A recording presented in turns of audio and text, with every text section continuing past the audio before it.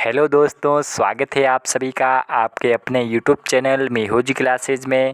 तो पहले उदयपुर के पार्ट में हमने पढ़ा बप्पा रावल जैत सिंह के बारे में हमने चर्चा की। आज हम दूसरा पार्ट लेके आए हैं, उसमें रावल रतन सिंह के बारे में इस वीडियो में चर्चा करेंगे। तो हमारे साथ बने रहिए, पृष्ठभूमि बनाते हैं। आइए। तो जैत सिंह के वंशज जो समर सिंह के 2 पुत्र हुए, प्रथम का नाम रतन सिंह और द्वितीय का नाम कुंभकर्ण। कुंभकर्ण नेपाल चला गया, वहाँ इस राजवंश की नींव डाली, राणा शाखा की नींव डाली। और अलाउद्दीन खिलजी ने चित्तौड़ पर 1303 ईस्वी में आक्रमण किया और किले को फतह कर दिया। और 1540 में मलिक मोहम्मद जायसी के पद्मावत के अनुसार ये युद्ध रावल रतन सिंह की रूपवती महारानी पद्मिनी के लिए हुआ। तो आक्रमण के कई कारण थे, जैसे कि अलाउद्दीन खिलजी की साम्राज्यवादी नीति, और दूसरा कारण था चित्तौड़ का व्यापारिक व सामाजिक महत्व। तीसरा कारण था सुल्तान के लिए प्रतिष्ठा का सवाल। चौथा कारण था मेवाड़ का बदला हुआ प्रभाव। पांचवा कारण था रानी पद्मिनी की सुंदरता। रानी पद्मिनी सिंहल द्वीप की राजकुमारी थी, यानी श्रीलंका की, और पिता गंधर्वसेन सिंहल द्वीप के राजा थे, यानी माता रानी चंपा देवी था, और राघव चैतन्य एक ब्राह्मण था जिन्होंने अलाउद्दीन खिलजी को चित्तौड़ की महारानी पद्मिनी की सुंदरता के बारे में बताया। और 1303 में चित्तौड़ में पहला साका हुआ। इस युद्ध में रावल रतन सिंह मारे गए और रानी पद्मिनी ने जौहर किया। इस युद्ध में गोरा व बादल 2 वीर युवक थे, उन्होंने महत्वपूर्ण भूमिका निभाई और वीर गति को प्राप्त हुए। अलाउद्दीन खिलजी ने चित्तौड़ का किला अपने पुत्र खिर्ज खां को सौंपकर उनका नाम खिर्जाबाद रख दिया।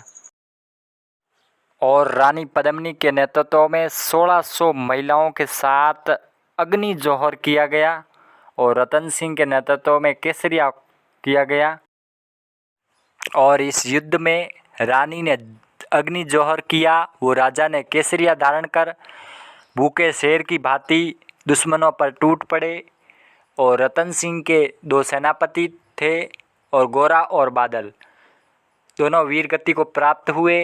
अलाउद्दीन खिलजी ने चित्तौड़ पर अधिकार कर लिया, चित्तौड़ का भार अपने पुत्र खिर्ज खां को सौंप दिया तथा चित्तौड़ का नाम बदलकर खिर्जाबाद कर दिया। खिर्ज खान ने गांभीरी नदी पर पुल का निर्माण कराया। खिर्ज खान ने चित्तौड़ में एक मकबरे का भी निर्माण कराया। और कुछ दिन बाद चित्तौड़ का भार मालदेव सोनग्रा को दे दिया। मालदेव सोनग्रा को मुचधाड़ा मालदेव भी कहा जाता है। ये मालदेव कौन थे? तो मालदेव राठौड़ 1511 से 1562 ईस्वी तक जोधपुर के एक राजा थे, जो जोधपुर के शासक गंगा के पुत्र थे। मारवाड़ के इतिहास में राव मालदेव का शासनकाल शौर्य युग का शासनकाल माना जाता है। और जैसलमेर के राव लूणकरण की पुत्री उमा देव के साथ विवाह 1536 में जोधपुर में हुआ। और राजस्थान के इतिहास में उमा देव को रूठी रानी से संबोधित किया जाता है। और रतन सिंह रावल उपाधि का प्रयोग करने वाला अंतिम राजा था। तो आगे पढ़ते हैं लेखकों की चर्चा।